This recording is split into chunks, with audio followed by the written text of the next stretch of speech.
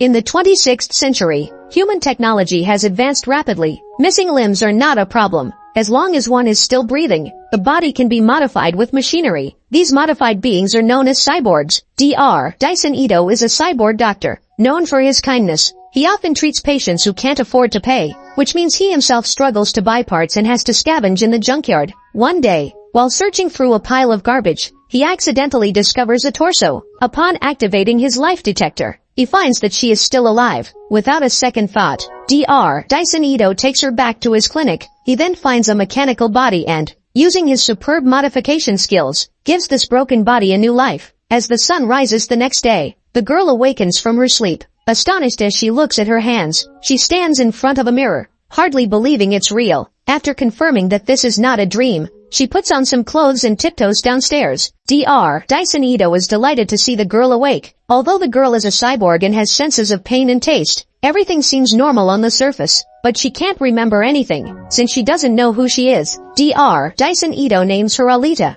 Alita steps outside and is shocked by her surroundings. The floating city above is called the Sky City, where only the privileged live, while ordinary people reside in Iron City below. As Dr. Dyson Ito starts to explain the environment, Alita is distracted by images on a large screen. Dr. Dyson Ito doesn't want to talk too much about Motorball, partly to protect Alita, and she doesn't ask much about it. While she is enjoying her food alone, a dog comes up to her. Alita, seeing that it might be hungry, generously offers it her food, earning her first friendship. However, just then, a massive robot passes by, and sensing danger, Alita instinctively assumes a combat stance. Just as she is about to engage in battle, Hugo, who happens to be passing by, scoops her up. Meanwhile, the dog is in danger. In a moment of urgency, she saves the dog, inadvertently showing off her agile posture. This surprises Hugo, and just like that, Hugo becomes her first friend. After a brief conversation, Alita leaves with Dr. Dyson Ito. However, as night falls, not far from Alita, a woman is about to head home.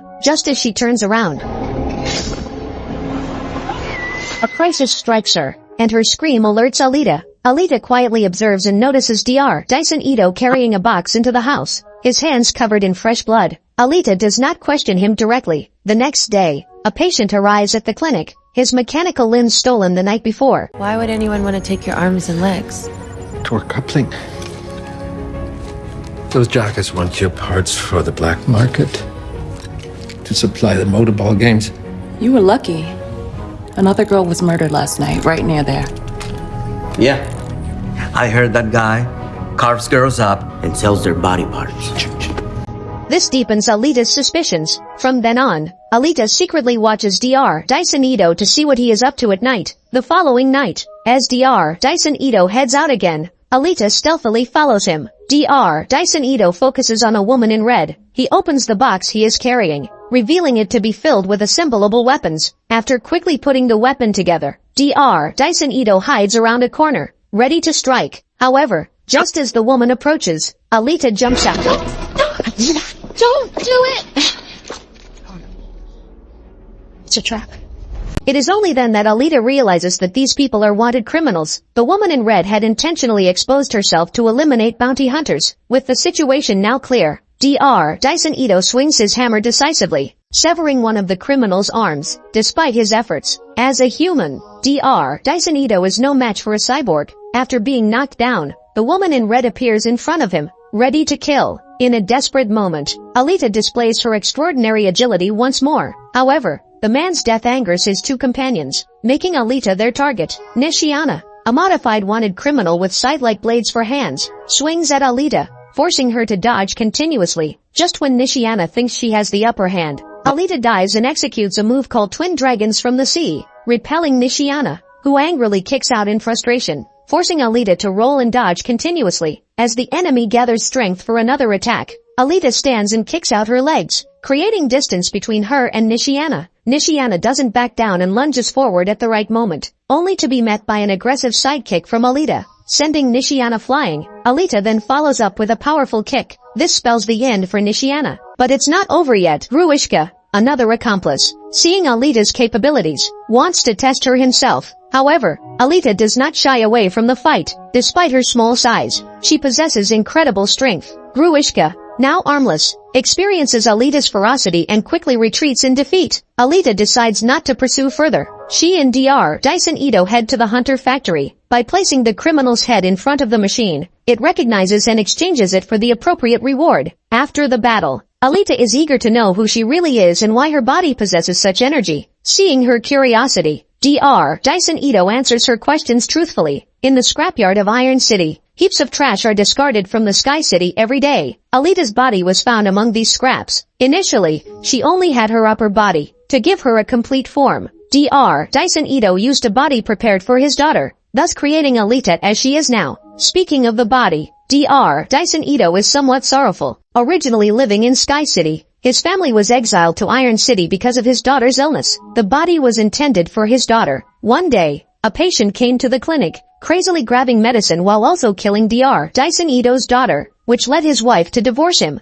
Yet he continues to persevere, helping more people in need. As for why he named her Alita, it was because his deceased daughter was also named Alita. Dr. Dyson Ito's selfless acts are his way of treating the Alita before him as his daughter. He became a bounty hunter specifically to find the murderer who killed his daughter and to seek vengeance, hoping it would bring him inner peace. Instrument tests revealed that Alita's heart is incredibly powerful. It's a miniature reactor capable of powering Iron City for many years. This technology was lost 300 years ago, which indicates that Alita is at least 300 years old. Upon hearing this, Alita became even more determined to discover her origins. She decided to become a bounty hunter herself, using combat as a means to search for her lost memories. However, Dr. Dyson Ito didn't want Alita to stain her hands with blood and refused her request. Feeling helpless, Alita then met with her only friend, Hugo. After learning about Alita's situation, Hugo took her outside the city to a derelict alien spaceship. It turns out that 300 years ago, a scientific alliance from Mars waged a war against Earth, which the Martian forces eventually lost. One of their ships crashed to the ground and,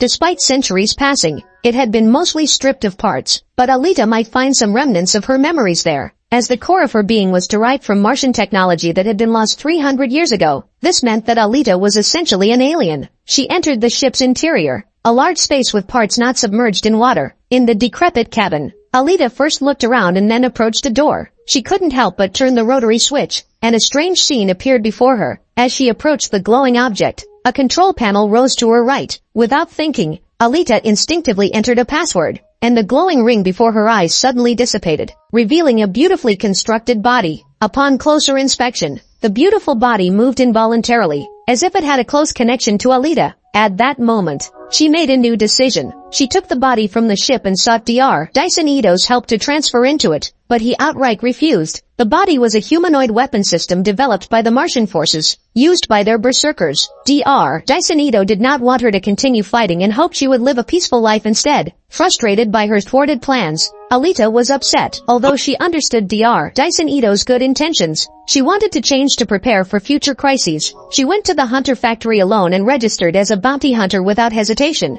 Then, she and Hugo went to the Hunter factory, aiming to unite the bounty hunters there to confront the now missing Gruishka. However, Alita had no influence, and no hunter responded to her call, forcing her to demonstrate her own strength.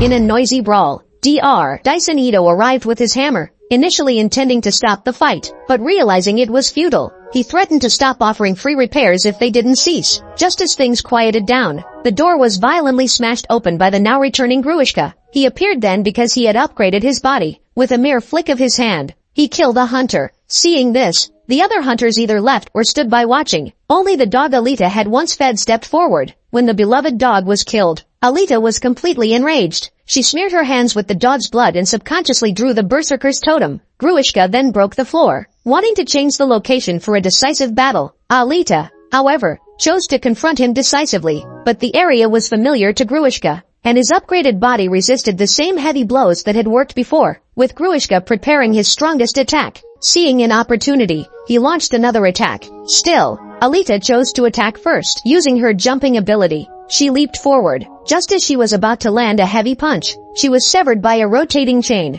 trapping her in a dire situation. However, despite this, she never gave up the fight. How would she strike back? Pleading for mercy! once she had broken free from her constraints. Although she was left with only half her body, she never gave up in the face of a life and death situation. She bent her arm and lowered her body as the enemy approached from behind, and delivered a stubborn blow. Fuck your mercy.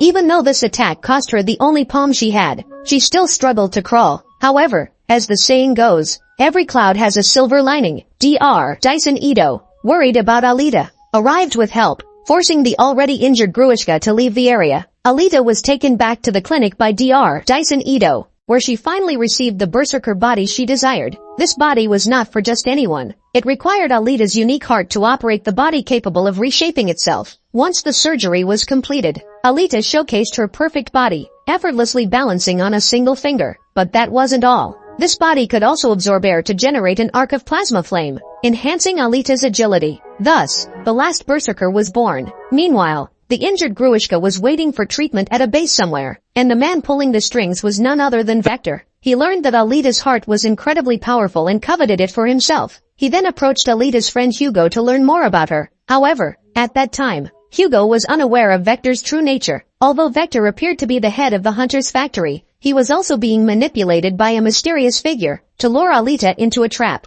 He organized a major Motorball tournament, with a trip to the Sky City as the prize. Upon hearing the news, Alita immediately signed up, as she had been abandoned by the Sky City. In her quest to recover her lost memories, she had no choice but to head to the Sky City. But Vector was not about to let her succeed easily. He spent a fortune to bring together a group of modified humans, including hunters and criminals, all tasked with killing Alita on the track. On the eve of the race, Dr. Dyson Ito, recognizing several participants as wanted criminals, suspected that they might endanger Alita. He immediately informed her, and with this knowledge, Alita knew how to handle the situation. As the iron ball was thrown, everyone scrambled to reach the destination, but the agile Alita took the lead, seizing the ball and turning around to strike preemptively.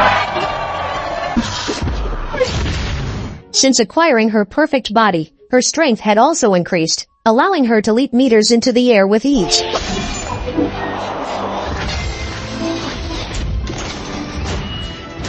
As her pursuers rapidly closed in, one of them fired a cannon from his hand, nearly hitting Alita. Then she was sent flying by a punch from another pursuer, but this time, it gave her a chance to counterattack.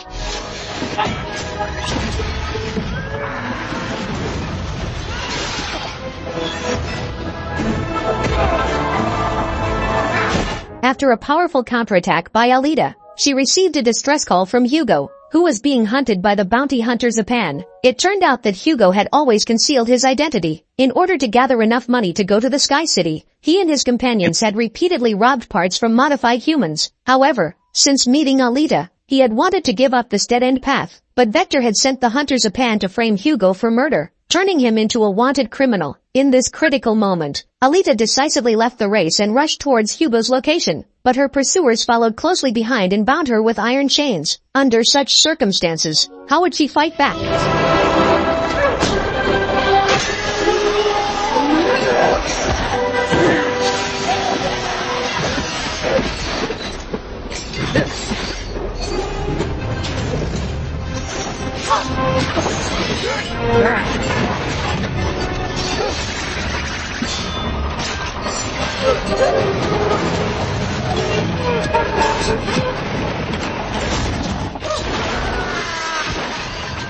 After taking down several pursuers, Alita reached Hugo, only to find that Zapan, who was already defeated by her, couldn't win and thus invoked the Hunter's Code. According to the code, when pursuing a bounty, no one is allowed to interfere, and using this rule, Zapan sneakily stabbed Hugo, putting his life in immediate danger. To save her only friend, Alita was ready to face off against the entire factory. She not only slashed Zapan's face but also took his Damascus steel blade. Later, with the help of Dr. Dyson Ito, Hugo was also fitted with a mechanical body. Upon learning that Hugo wanted to gather 1 million credits to go to Sky City, Dr. Dyson Ito had to reveal the harsh truth. Those born in Iron City will only have the chance to travel to Sky City if they win the motorized ball competition. Hugo, misled by Vector, had been robbing for Vector in hopes of raising money, but it was all in vain. To avenge Hugo, Alita stormed the factory alone. In a flash,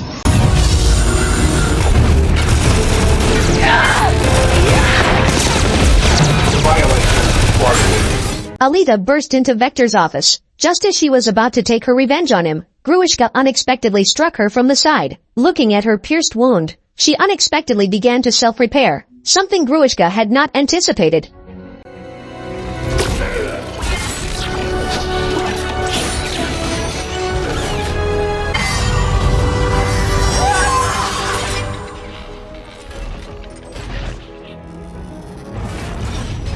With Gruishka down, and Vector left without support, he too was swiftly ended by Alita's blade. However, as soon as this was over, the awakened Hugo was climbing the pipeline to Sky City. After striving for so many years, he realized it was all a man-made scam. It was only after Alita came to dissuade him that he managed to alleviate the frustration in his heart. Just as they were about to leave, the mysterious person controlling everything from behind activated the pipeline's defense system, and Hugo ultimately fell from a great height. Thus began Alita's battle with the mysterious figure. The movie is adapted from the manga gum, with CGI seamlessly integrated with live action, making the special effects look incredibly realistic. To achieve a higher standard of action scenes, the lead actress trained in various martial arts, resulting in thrilling hunting sequences for such a post-apocalyptic manga-based film. Thank you for watching. Don't forget to subscribe. See you on next video.